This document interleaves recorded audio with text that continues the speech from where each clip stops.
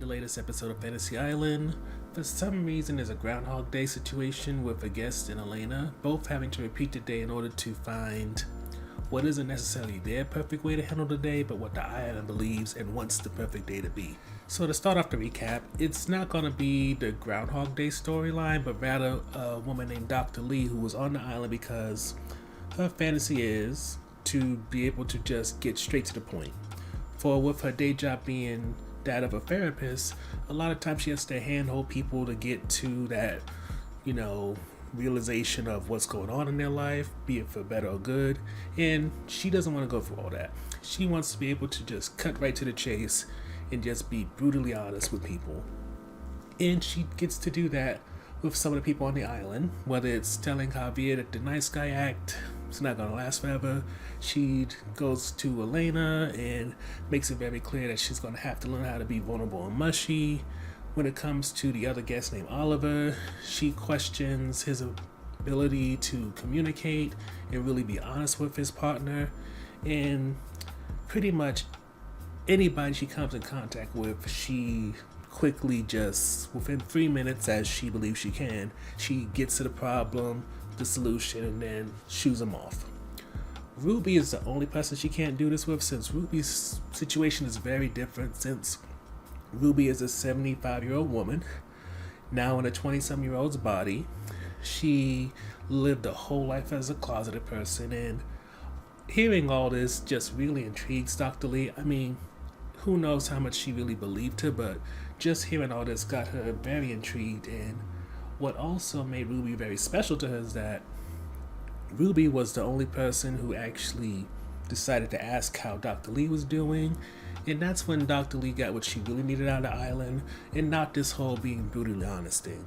What she needed was someone asking how she was and getting to talk about herself, because one of the things Dr. Lee realizes, the reason why she wants to be so brutally honest and quick when it comes to her patients is because it's so emotionally taxing doing her job that she doesn't have anything left for her own personal life. And since no one's refilling her cup, it means that she's drained and doesn't want to do or can't really do much because she doesn't have the capacity anymore once her day is done.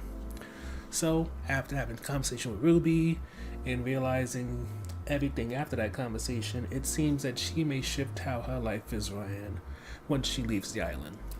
The second topic goes into a gentleman named Oliver, who is here on the island with his future fiance Emilio, and also a very precarious situation that's going on between Elena, Javier, and Helene. Now, when it comes to that whole Groundhog Day situation we was talking about before, one half of it is Elena trying to figure out the perfect way to handle Helene's birthday that Javier has invited her to participate in. And on the other side of things is Oliver trying to have the perfect proposal to Emilio. Neither one are able to perfect their day. Oliver keeps going from making a day about how he thinks will be perfect, then how he thinks Emilio would see it as perfect, only to learn that because he's focused so much on everything being perfect, including downplaying his own feelings, especially negative feelings, Emilio is kind of on his way out because he feels so disconnected from the real Oliver that he figures it's better to just break up than just trying to keep up with the charade. Luckily, Oliver eventually realizes that he can't keep up this facade, and he decides, if we can't be happy with me being my honest self, then maybe we should be apart. And thankfully, once Oliver starts opening up about all the things he may not like or the other issues in the relationship, that leads to Emilio really loving him, them getting to be engaged, and seemingly they're leaving the island happy.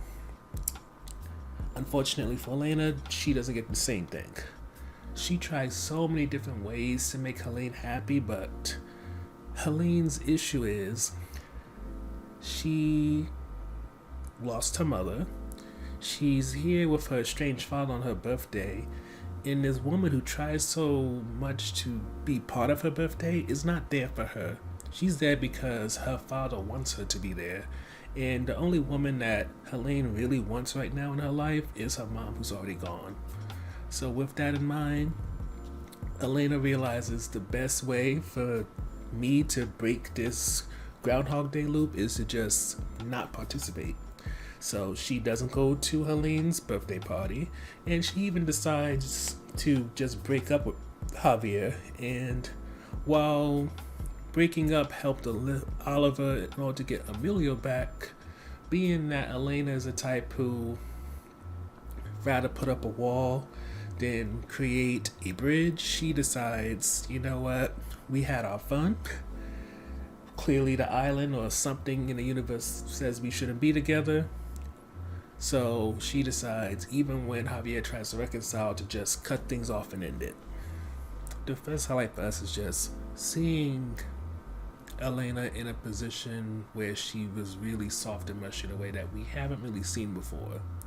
Now, yes, in episode 3 with the Pamers, we saw her get very kind of desperate when it came to talking to Javier, rolling down all of her flaws and everything, but I feel like that's different compared to what we got in this episode. In this episode, seeing Elena get drunk as she did, seeing her really get as emotional to the point of crying as we saw, that was a whole different Elena. And I think that when she got to that point, she didn't like it, and that's why she put that wall back up, even though she has come so far with Javier. But I think it's one thing for her to kind of get kind of intimate with Javier, especially in a physical way, and it's the good times, versus really dealing with the hard parts of being with a man, never mind being with a man who has a child. Though, I would also add as a factor that I think just as much as we saw in previous episodes, Ruby's going on a journey of self-discovery, which is partly facilitated by the island. I think maybe the island is still working on Elena in some ways, but the difference is it's hard to say with Elena when it comes to her growth. Is it trying to push her to grow and maybe communicate, be mushy, vulnerable and all that, outside of the good parts where it's about good sex and having companionship? Or is this the island trying to hold her back so that she won't have any type of desire to leave the island, and then force the island to either find a new host or do something else in order to maintain whatever's keeping the island alive? Because I still feel like there's some part of the island that's potentially evil or selfish, but since the island is only speaking through Elena as a medium, it's hard to say if that is factual or not. So the second highlight for us was Dr. Lee. And the main reason why Dr. Lee is such a highlight is because even though her role was so small, because so much was put into Oliver and his drama, and then of course Elena and her trying to figure out how to be a perfect girlfriend to Javier while being an intruder on Helene's birthday, Dr. Lee was still able to be somewhat impactful even without all this drama in her life. She was someone who was basically a catalyst for multiple storylines, and I would even say some of her assessments felt like the writers letting us know that we understand how you feel about some of these characters and their flaws, and we just want to point out that we're not oblivious to it. But at the same time, I must admit, I wish there was more of an investment into Dr. Lee, and sometimes that's the best thing about a guest star, is when you want more from them, because honestly, Dr. Lee could come back. For taking note that when she was talking to Ruby, she mentioned something about her mom. There is something going on in Dr. Lee's personal life that clearly she doesn't have time for, or she wants to have the capacity for, that wasn't really touched upon. So even though now she knows she needs to rebalance her life, there's always that need to wonder if, since we haven't really saw it too often on Fantasy Island yet, whether or not we may get repeat visitors, and maybe with her opening up her life to having more time for things that matter beyond, her day job, maybe she may come back with a fiance, maybe come back with his mother, or maybe other family members who knows, maybe might be the reason why she delved so much into work, became a psychologist, or what have you. So the last topic is on the fence topic, and that's just wishing that Helene encountered Dr. Lee. And that's mainly because, as much as we understand that Helene's going through a lot because her mom is gone, at the same time, you can't discount some of the stuff that Helena said in recent episodes. especially her talking about how she feels untethered with her mom gone and how it seems like she's trying to tether herself to Javier, even though it's not necessarily clear if that's something Javier wants or is even prepared for. So Helena ending up on Dr.